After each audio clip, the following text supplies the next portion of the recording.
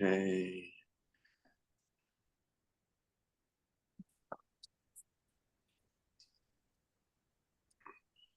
Okay, Wally, whenever you're ready. Okay, good morning. Good Erev Shabbos. The questions that I have are perhaps better than some of the answers concerning the role of Moshe losing his temper. Moshe had a temper. We know that from many, many references in the Chumash. We know that in Mitzrayim, when he saw the Mitzri hitting the slave, he killed the Mitzri, of course, which resulted in his exile. We know that he was very impatient. Now, we are told that we have to imitate Hashem. And Hashem tells us many times that he is a zealous God. It's as if Kiviyachol HaKadosh Baruch Hu loses his temper sometimes too. He gets angry. He causes plagues. He causes people he kills people when he gets angry. I'm not comparing to Hashem, but as the great leader, perhaps he's expected to control his anger.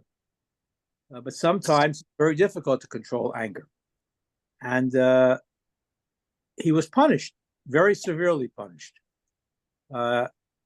He was told that because of his, either because of his anger or as we'll see, because of his, I guess, lack of emunah, which is somehow related to his anger,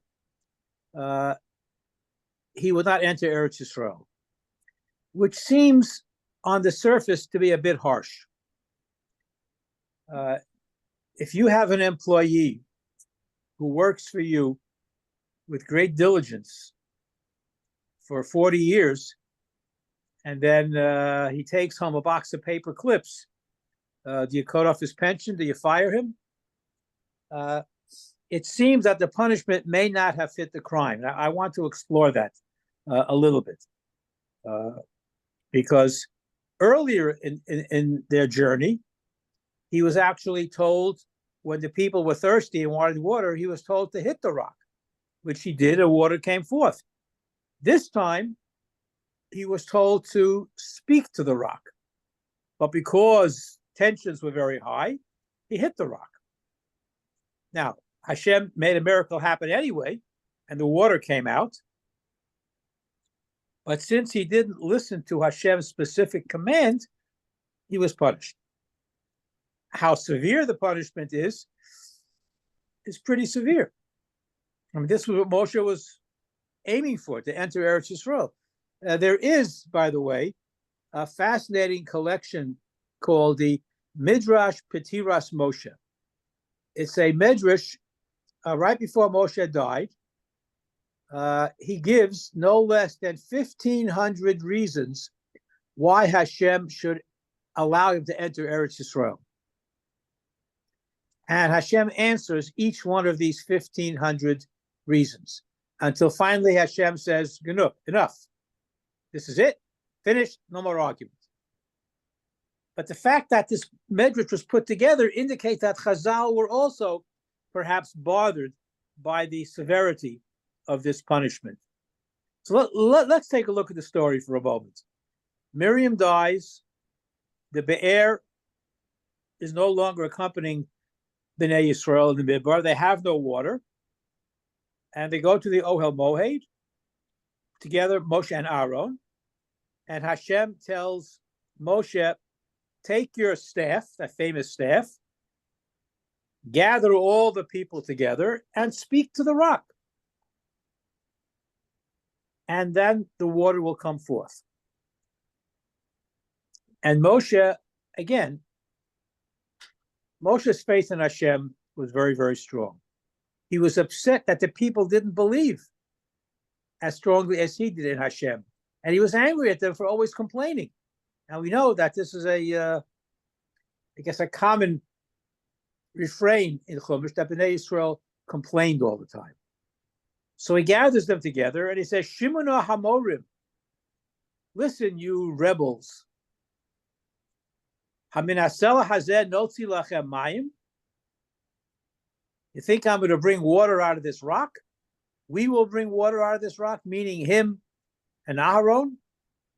And he hits the rock twice. First time hit the rock, nothing happened. Hit it a second time, and the water comes gushing out. So Hashem did give water to Bnei Yisrael. He quenched their thirst, but he says to Moshe and Aaron, you didn't believe in me sufficiently to lahakti sheni, to sanctify my name in front of the Jewish people. In other words, it would have been as great a miracle as it was to hit the rock and the water comes out. Speaking to the rock would have been something amazing. You didn't do that, and therefore you'll not enter Eretz Yisrael. Now, earlier he did hit the rock, but this time he was told just to speak to the rock. And this seems to be a very harsh punishment, but again, look at the words. Moshe and Aaron apparently used the word notzi lachem mayim. Will we bring water from this rock? Meaning, not Hashem, but Moshe and Aaron. So the sanctification part was that they didn't give full credit to Hashem. That could be one answer. Hashem, again, punished Moshe quite severely for this breach of faith. Aaron also died before he entered Eretz Yisrael. Rashi, again, simply says the punishment was to show Bnei Yisrael that if a rock could fulfill the word of Hashem, this is Rashi's interpretation, then Moshe should certainly have listened to Hashem. I mean, if a rock, an inanimate rock, and of course the message was to all of Bnei Yisrael, if by speaking to the rock, and the rock gave forth water, this would be a message to all of Bnei Yisrael that if an inanimate rock follows the will of Hashem, so should the people. That's Rashi's pshat. The Ramban, a little bit troubled. The Ramban wants to know, why did Hashem tell Moshe to take that staff if he wasn't supposed to hit the rock? So again, other people, I mean, it's a good question. The Ran explains the Ramban's question that the staff simply indicates that a miracle is about to take place. Or the staff simply indicates Moshe's authority, according to Chizkuni and others. The Sifri, one of the earliest commentaries from the Tanoim on the Chumash, acknowledges the fact that Moshe had a temper, and that caused him to make a mistake. And the Rambam agrees, and he says that Moshe should not have lost his temper, and he should have followed Hashem's will. But again, does the punishment fit the crime? When he got angry on other occasions, he wasn't punished. The Torah never states specifically that Moshe was angry. I mean, the language that he uses, Shimuna Hamorim, indicates that he was kind of excited, but it doesn't use the word anger. And we never see Aaron getting angry. Aaron was the epitome of peace. Now, why was he also thrown in to this punishment thing? There's a bigger question here, which some of the Mefarshim talk about. Is there a prohibition against getting angry? Is there a prohibition against losing your temper? Or is it simply a bad midah, a bad character trait that can lead to other problems? Again, the Medrash seems to indicate that getting angry itself was not a sin, but what it led to afterwards was not appropriate. And the Gemara talks about anger. If you get angry, it's as if you're worshiping idols, meaning you're giving in to a temperament that is inappropriate. Comparing anger to avodah zarah is a pretty harsh statement. It's the Yetzer Hara that's controlling you, and eventually it leads you astray. There are other interesting Gemaras that talk about anger, tearing clothes, breaking utensils, and again, the Kol HaKohes Kila Ovid Avodah Zarah doesn't literally mean Avodah Zarah, but it means allow your Yetzer Hara to rule over you. It's interesting that Rav Tzvi Hirsch, a 19th century Galician Talmudist, he says that anger that does not lead to action is not as bad. Kind of moderates that position a little bit. But anger, but most of the time, anger does lead to inappropriate activity. In this case, he hit the rock instead of speaking to the rock. And of course, the Rambam talks about anger as a midah ra'ah. It's a bad character trait, and you have to do tshuva for bad character traits as well as for sins that you may have committed. It's a fascinating Rambam. The Ramban goes a little bit further, and he says the anger was very a catalyst for other sins. But as long as you're not doing anything as a result of the anger, he doesn't regard it the same way that the Rambam does. So the Ramban and the Rambam have a different understanding of anger, one that leads to anger, or leads to an inappropriate activity, or one that does not. Okay. The miracle of the water coming out of the rock is still a miracle. Whether you speak to the rock, whether you hit the rock, nature was somehow manipulated by Hashem. Now, again, you could give all types of scientific explanations as to why the water came forth from the rock. That's not our purpose here, but simply it appeared that Hashem was manipulating nature, or he knew exactly where there might have been a hidden stream of whatever the case may have been. The Netziv puts it all together, and he indicates that the sin of Moshe and Aaron was not that there was a miracle that they did, but they should have davened for the water to come forth naturally.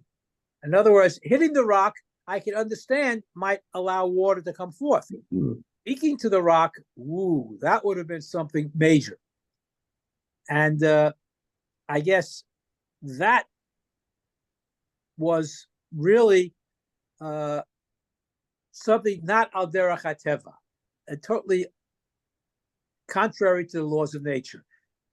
Hitting a rock might, open up a vein of water that might have been there, or so forth, or a blockage that could have been cleared. But speaking to the rock, that would have been a much, much greater miracle, which would have enhanced the emunah. And the Rambam has a whole discussion about miracles that enhance people's emunah in Hashem. We're still faced with the question, does the punishment fit the crime? You could punish Moshe in many, many ways. But was he really punishing Moshe? Or was he really using Moshe as an example to the Bnei Yisrael of what happens if you don't follow the Ratzon Hashem? To be impressed by Hashem. Again, it was very hard. Bnei Yisrael was in slavery for a long time. The nation that entered Eretz Yisrael was not born as a slave. They were born in the Midbar. But this was all new to them. And when you are faced with something that is beyond your area of experience, you've never experienced this before, you've never seen, they didn't see Kriyas Yamsuf, they didn't see the Eser Makos. And they experienced all types of things in the Midbar that were quite miraculous. This would have been something that was super duper. This would have been amazing. Talk to a rock, and all of a sudden enough water comes out to quench the thirst of all of Bnei Yisrael. that would have been a greater miracle than hitting the rock and water coming forth. But if Hashem was angry with Moshe and Aaron, when they hit the rock, why did the water come forth in the first place? Would it not have been a greater impact on Bnei Yisrael if the water had not come out at that time? And they understood that Hashem said to them to speak to the rock, and they hit the rock, and therefore the water was not coming. And at some later time, Hashem would have provided the water. That's a question that I don't have an answer for, unless someone has a good suggestion for it. But still, after all is said and done, Moshe was the faithful leader of Bnei Yisrael for 40 years. And for this one major mistake, he was prohibited from entering the land of Israel. It doesn't seem fair. But then again, I guess sanctifying Hashem's name publicly was that important, so that the punishment was quite severe. And I think, and I don't know, since we don't have a videotape to go back, did Bnei Yisrael understand what was happening? Wally? Yes. Wally, I'll just give you what I've read, what Rabbi Sachs said. And that was very simply that Bnei Yisrael needed a new kind of a leadership. They were slaves before. They needed Moshe when they were slaves. Now that they were going to be a free nation, they were free. They were going in. They needed somebody else. They needed somebody who was more with them, more in the thing. And it was a matter of just leadership, young leadership, to turn over the mantle to somebody who was younger, somebody. But that was already done by Moshe. Moshe had already appointed Yoshua to take his place. He had already done that. Yeah, but now he was asked. Now it was necessary for him to have Hashem do this, make it official, put his arms around him, give him smicha. Okay, but why utilize the hitting of the stone or as a vehicle for doing that? That's why? A good question. I think it was. I understand your question. I just think it was a matter of.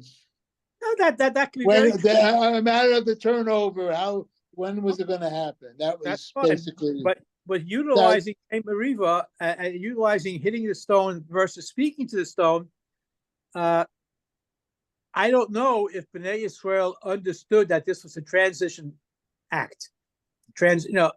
Transition could have taken place in many other ways. Of course, no argument there. I'm just presenting what I read. That's what Rabbi Sachs had to say. Okay. I don't have the answer to what you're following up with it on. Is I don't have an answer to it, except to say that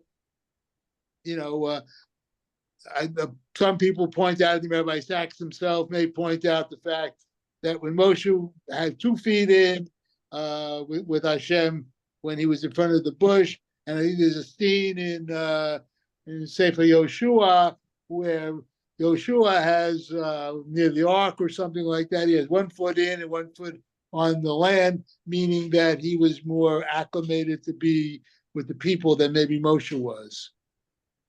The symbolism of that, I don't know. I'm just. As I said, I'm raising questions for which I don't have acceptable answers. Yeah, so, Julie, is that Julie? Okay, the questions are there. Again, I think it's important for us to try to understand. First of all, what happened to Aaron in this whole scenario? We're all focusing on it was Moshe and Aaron who said, "Notzi lachem mayim," shall we bring forth water from the stone? And that was also a bit of arrogance. Obviously, they weren't going to bring water from the stone. It was Hashem. But nevertheless, out of anger, it was Moshe that hit the rock, and water did in fact come out the second time. First time he hit the rock, nothing happened. Maybe during that time period, Hashem was considering what to do. Kivayachol. But ultimately, Hashem let the water forth because he had to give water to the Bnei Yisrael that were thirsty. But then after that took place, he says to Moshe, you messed up. You shouldn't have indicated to Bnei Yisrael that you and Aaron were the ones that were bringing forth the water. It was me. And you didn't listen to my specific command. So, and this opens up a whole other issue in terms of how we interpret the Torah. When Hashem says something very specifically, we don't have the right to interpret, but to do exactly what is being told. Hashem said to Moshe, speak to the rock. He hit the rock. So he may have thought that this was similar to what he did the previous time. But in the end, it was wrong. So again, did he deserve to be punished for not following Hashem? Absolutely. Was the punishment fit the crime? In Hashem's mind, obviously it did. But it seems kind of harsh to punish him in this fashion, where this was his whole raison d'etre for 40 years in the Midbar. And keep in mind, Moshe never wanted this job in the first place. When Hashem appeared to him at the burning bush, Moshe said, get somebody else. I don't want it. This is not my thing. And Hashem kind of coerced him into this. And then at the end, after leading him on for 40 years, he says, you can't go into the land because you disobeyed my direct command. Rabbi? Yes. It's just interesting that, the Kadosh Baruch Hu loses his cool and is ready to give up on Bnei Yisrael. We've seen that, and Moshe talks him out of it. Right. And it's just strange that the Kadosh Baruch Hu is holding Moshe almost to a higher standard. Yes, he should have listened to Hashem. Hashem said, don't hit it, just speak to it and everything. But if the Kadosh Baruch Hu can get frustrated, can get angry, can lose his cool, can basically say, Hamayim higiu ad nafesh, then what does he expect from a plain old person? I mean, these are very, very important questions. It would seem that, first of all, Moshe had a long-standing relationship with the Kadosh Baruch Hu. Pe'el daber bo. Nobody else was able to talk to Hashem face to face. Nevertheless, he was punished in a very, very severe way. And I don't, again, in my mind, obviously I can't understand how Hashem does what he does, but in my mind, I don't know if the punishment fit the crime, because there were several times in the Chumash where Hashem himself says to Moshe, I'm going to wipe them out. I'm just going to keep you. Bnei Yisrael sinned many times in the Midbar, and Hashem says, who needs this? This is how they repay me for bringing them out of slavery. I'm going to wipe them all out. And then Moshe appeals to Hashem's vanity and says, what will people say? You brought them out in the desert to kill them? And Hashem relents. Yet, this time, he takes it out on Moshe. Again, I understand why Hashem did it. It just seems. So, but while the way you're sort of asking that question, you could almost ask the question is, okay, Hashem wanted to make a nation out of Abraham. Why slavery? Why couldn't he somehow do something in Eretz Canaan right then and there and not put him in slavery? So he sort of made the issue, and then he made the solution. Yeah, You could go back as to what, yes, I understand the Abraham. Every time I read the long Tehillim, and I get to the part where it says, your servants, Abraham, Yitzchak, and Yaakov, I go, the same question that comes up every time I read that. Well, the truth is that this comes up very, very often. And Chazal asked that question as well. Why do they have to go through the Shibud in Mitzrayim? And some of the answers that they give, it's like when you're, the difference between eating a pot of raw beans and cooking it and boiling it over the stove.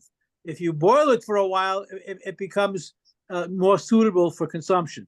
So similarly, if they go through this kor barzil, if they go through this cooking process or gestation process, they'll be ready to become a nation.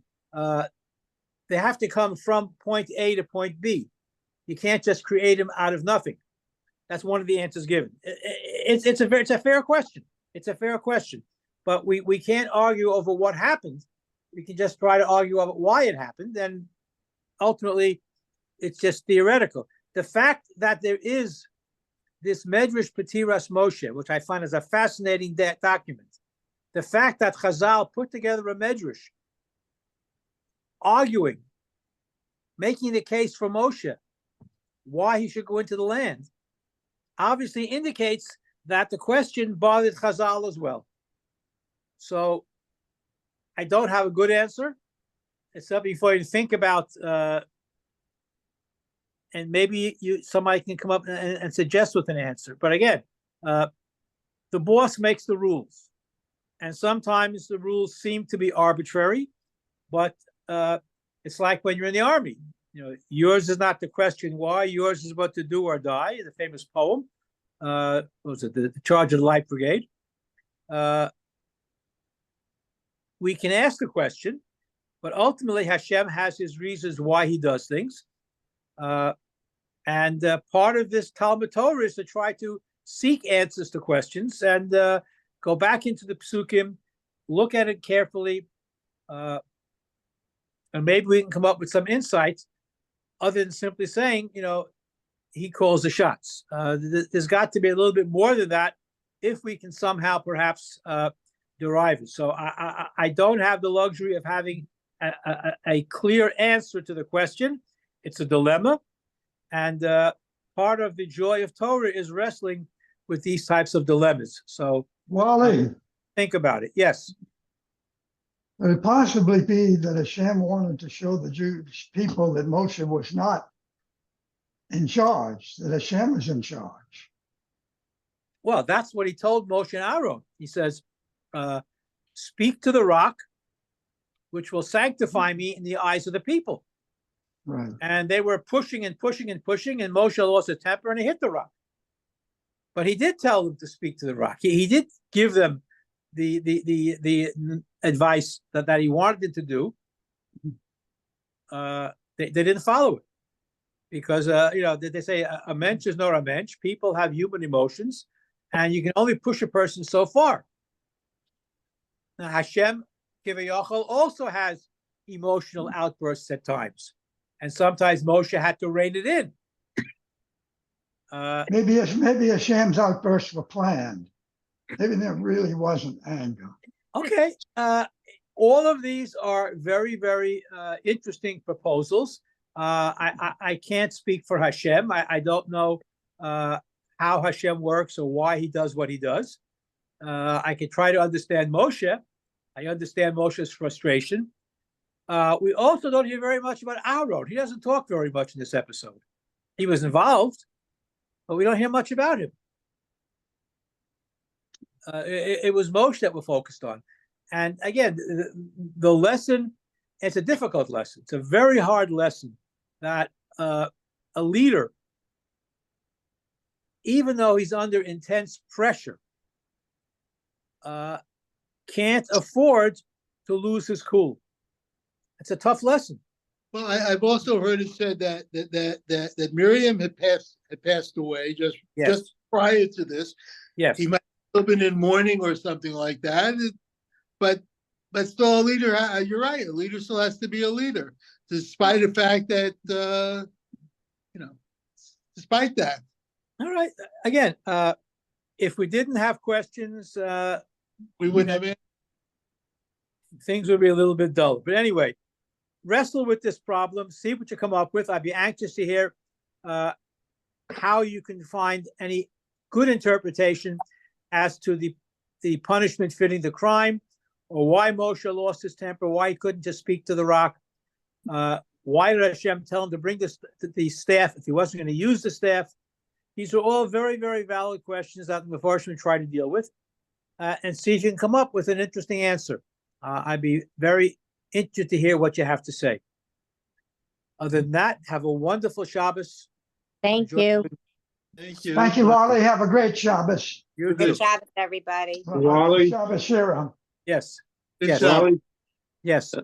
I heard that Moshe did speak to the rock, but it was the wrong rock. So no water came, and that's why he hit it. Interesting. Interesting. I didn't hear that. Who says that? I don't remember. It's from when I was in yeshiva ages ago. He spoke to the wrong rock. Interesting. Okay. Inconceivable, but interesting. Okay. Very good. I'll see what I can find on that. Thank you very much. That's good. Okay. Have a good Have a Shabbos. good Shabbos. Bye.